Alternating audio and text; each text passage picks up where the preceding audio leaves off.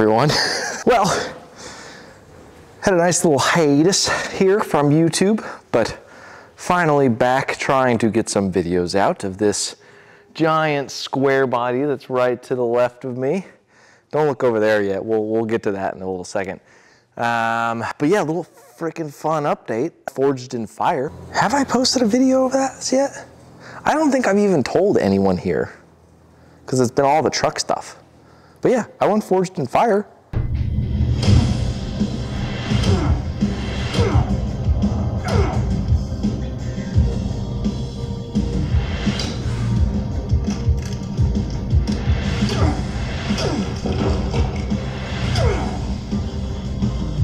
Well, Jordan, you survived the test. Your blade came out on top, so congratulations. You are the Forged in Fire champion, and there is a $10,000 check waiting for you outside that door. Very well done. I launched the knife making stuff I've been doing and really decided to go for it. But yeah, if you want to go check that episode out, I think on Netflix, it's season 8, episode 8, Headhunter's Revenge. Back in July, Kat and I got married out in Colorado.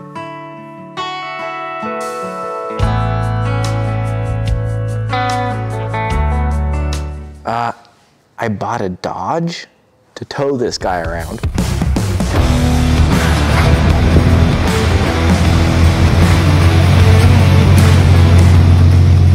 And as you can see by looking around me, I got to move into a nice new little shop.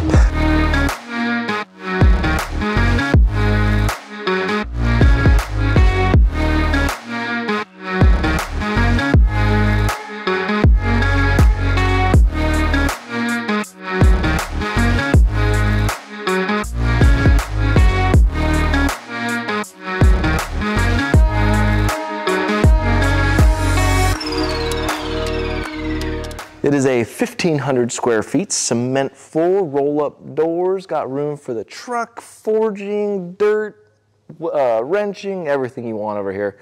And I've been doing a bunch of classes in here, so knife making classes, single day long, where everyone walks away with a blade at the end of it that they forged. If you want to keep up, and there's definitely some spoiler alerts for the Squarebody if you do go onto my website, but it is SasquatchSurvivalGear.com. Another big thing, had a little bit of a name change. If you ever go to Instagram now, you are on Lost Sasquatch's YouTube channel. I still have that Instagram. I just post a bunch of fun personal stuff on there. But if you want to see more detailed stuff of the truck, of all the knives, of all the crazy stuff I'm doing, it's all under Sasquatch Survival Gear now. So yeah, but it's a nice big old open space. Got all my forging stuff back here. Yeah, I just can't be happier to be in this new space, being able to actually get some stuff done, stay organized, and get into my workflow here. So, okay, so that was a little update, but this video is about the cage of the truck, which was quite a while ago in my time. But yeah, let's jump into it. So for the cage, your basic principle of at least a crew cab cage is you're gonna have your A pillar, your B pillar, and your C pillar as you go back through the truck. Obviously your A pillar is right there on your windshield, B pillar is right basically over the driver's head and passenger head, and then your C pillar is your back passenger.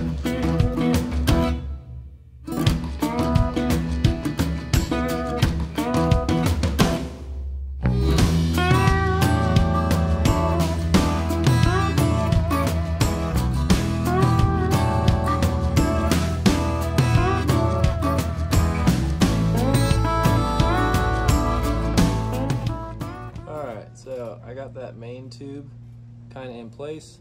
The bottom is held up by jack stands right now and it's nicely fitting in there. I'm working on the A pillar, trying to find this angle.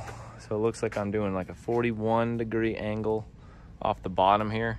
And then the top up there is, it has to be 90, so the top is gonna be a 49-degree angle. But the thing I also have to make sure is that I get this offset correct.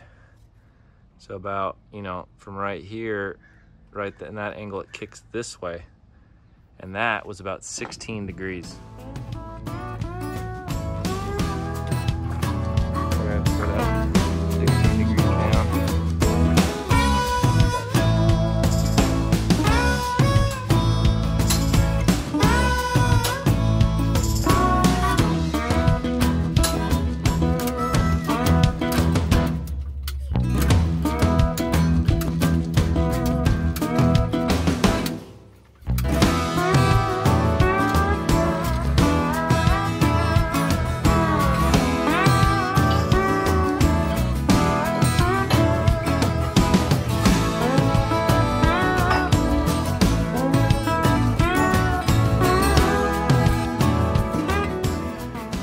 All of my tubes are 1.75" Dom, all bent and stuff in there.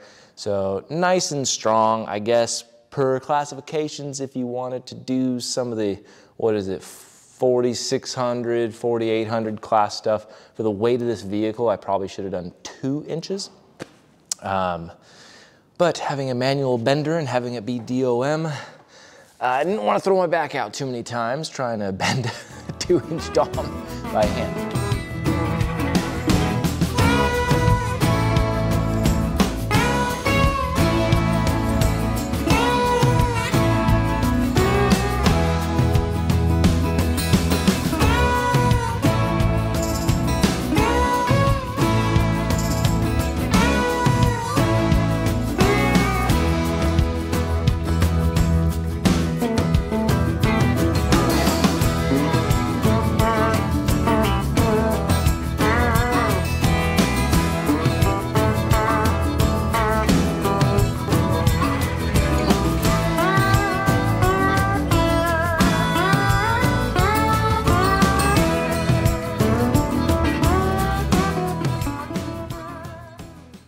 So the cage is starting to take place. One of the biggest things that you want to try and do on a cage, obviously, is weld all the way around it. So to do that, once you make the cage, you want to make it so that once you have your tubes and everything in there, you can drop it down a certain ways, weld the top of it, and then push it back up, and then tie it into the frame. So that's what I'm doing.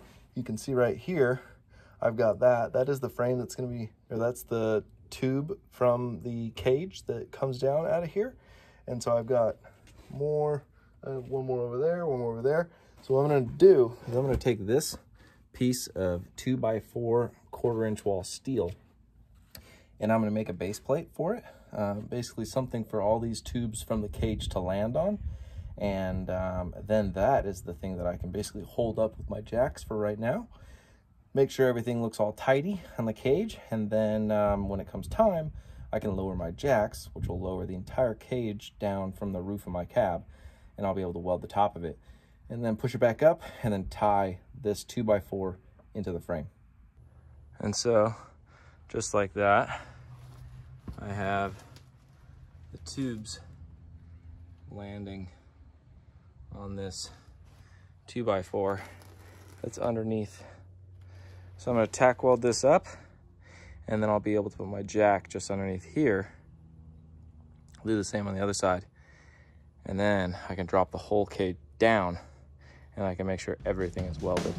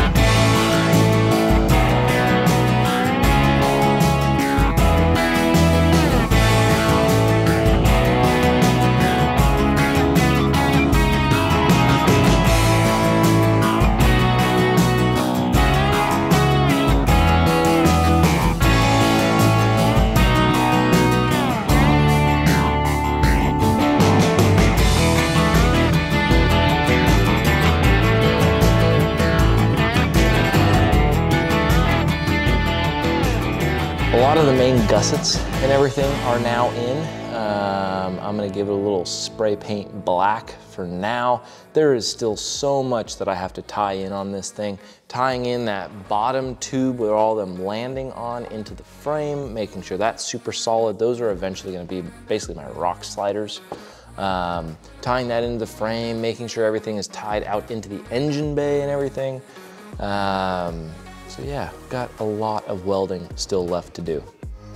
Well, that about wraps it up for at least this little segment right here. I think the next video in line that I've already started editing, so it's gonna be a lot quicker than the last time, is my axles. So I have a 14 bolt, 4 full float AGM, I believe. It is the 4-inch tube, big old beefy 1-ton axle in the rear. And then the front is a Dana 60 passenger side drop. So it's a nice Chevy Dana 60 up there. I'm gonna get that all tied in, knock off all the mounts, get that all done and dialed. I have Robert's Custom Trucks link setup, coilover conversion setup on there. So super stoked to have that in there. He's a really good dude. Go check him out, Robert's Custom Truck. We're gonna be doing some ADS shocks, 14-inch coilovers up front. And in the rear, we're gonna have a 12-inch coil with a triple bypass shock, all on a 55-inch trailing arm, 4-link setup. It's gonna be a little party, so. Okay, well, thank you for sticking with me through this little hiatus here on YouTube. We're gonna be posting videos a lot more regularly than I had been. But if you want to support this channel, support my new business, buying knives are always freaking great. I'm a little backed up on knives, but right now I just got my new t-shirt in. It's doing Sasquatch shit. It's a fun little design that I worked with a good buddy of mine, APOC Design. He's done a bunch of really cool stuff out there. Go grab a t-shirt, SasquatchSurvivalGear.com, and yeah, appreciate it. I'll see you in the next video. Peace. Check it out, Sasquatch Survival Gear. Doing Sasquatch shit.